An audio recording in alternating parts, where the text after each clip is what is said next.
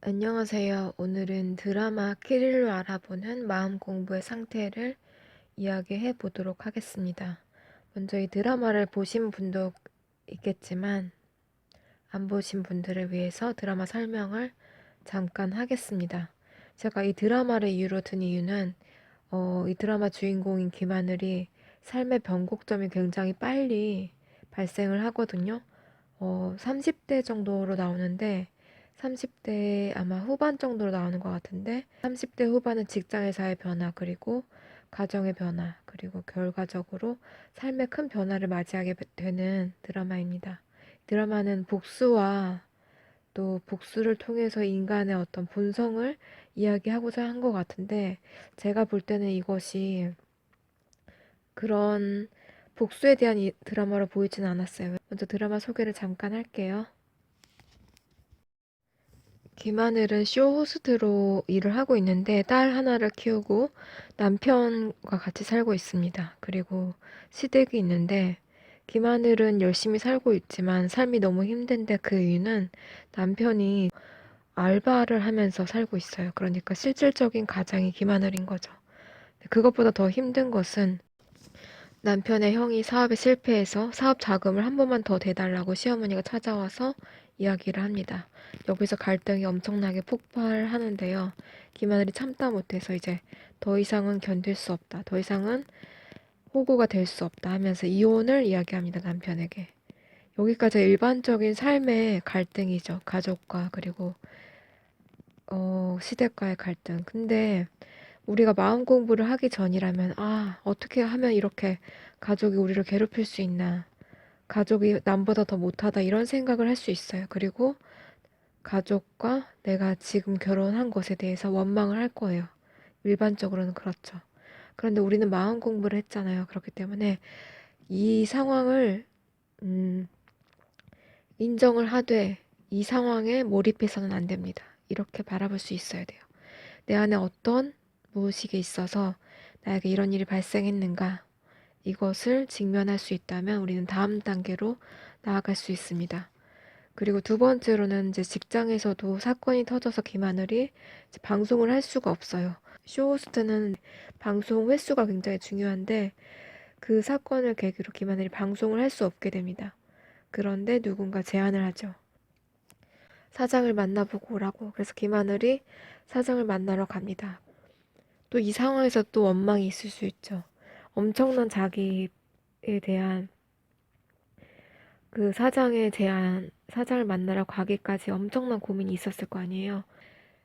어떻게 보면 이 부분이 마음 공부할 때 가장 중요한 포인트입니다. 어떻게 해서 내 인생이 이렇게 됐을까가 아니라 무엇 때문에 내 인생이 이렇게 괴로워졌을까? 그리고 이 삶을 내가 어떤 식으로 바라보고 있을까? 그것이 가장 중요합니다. 내가 벗어날 수 없다고 생각하기 시작하면 그냥 삶이 나에게 주는 것들을 받아들이면서 살겠죠. 그래서 뭐 이혜영이 너에게 좋은 조건을 줄 테니까 대신 시키는 대로 하라고 하는데 김하늘은 그렇게 하지 않죠. 여기서부터 다른 선택을 하게 되면서 김하늘이 스스로 이용을 당할 바에는 확실하게 이용을 당하고 많은 것을 얻겠다라고 행동을 하기 시작해요. 그런데 이것도 그냥 우리가 봤을 때는 어떤 걸까요? 이 것들이 한꺼번에 그냥 빠르게 지나가서 그렇지 사실 이것은 오랫동안 김하늘의 내면에 있었던 무의식의 발현입니다. 그렇기 때문에 우리가 어떤 행동을 하거나 혹은 계획을 세울 때에도 이것이 내 순수한 의지인가를 확인해 볼 필요가 있습니다. 그렇기 때문에 우리가 호흡포노포노를 하고 명상을 하고 세조나 메소드라는 그런 내려놓음 같은 것들을 하는 것이죠. 어떻게 보면 좋은 선택은 우리의 에고가 하는 선택이 아니고 우리가 우리의 집착과 앞으로에 대한 고민들을 내려놓을 수 있을 때, 그럴 때 좋은 선택을 할 수 있는 것 같습니다.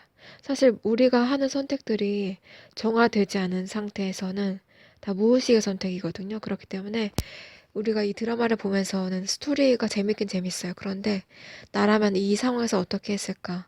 또 어떻게 했을까? 그런 것들을 생각해 보는 시간이 꼭 필요할 것 같습니다. 그리고 내 삶에서도 기마늘이 닥친 어떤 상사가 위에서 까라면 까야 하는가 이런 것들에 대한 문제들, 권력에 당하지 않고 살기 위해서는 어떤 노력을 해야 하는가에 대한 기마늘의 고민 같은 것들을 보면서 우리는 생각할 수가 있어요. 저것이 드라마만의 문제가 아니라는 것을. 여러분들이 현재 뭐 직업을 갖고 있든 취업 준비생이든 간에 내가 앞으로 삶을 살아가는 데 있어서 어떤 조건이 닥쳐왔을 때 나는 어떻게 행동할 것인가에 대해서 미리 생각해 볼 수 있는 좋은 계기가 될 수 있는 드라마라고 생각을 합니다. 저는 개인적으로 가장 마음에 들었던 것은 결말이었는데, 결말은 어떻게 보면 열린 결말이라고 볼 수도 있어요.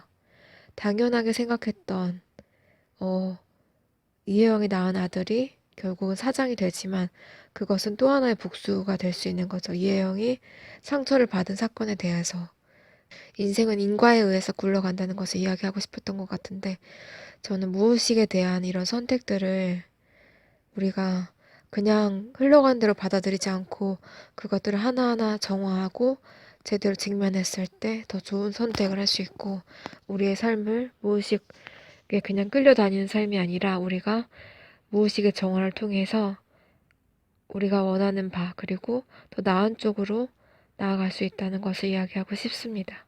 드라마를 볼 때는 우리가 그냥 재미로 보는 것이 아니라 이렇게 하나하나 정화를 해가면서 보시면 더 좋을 것 같아요.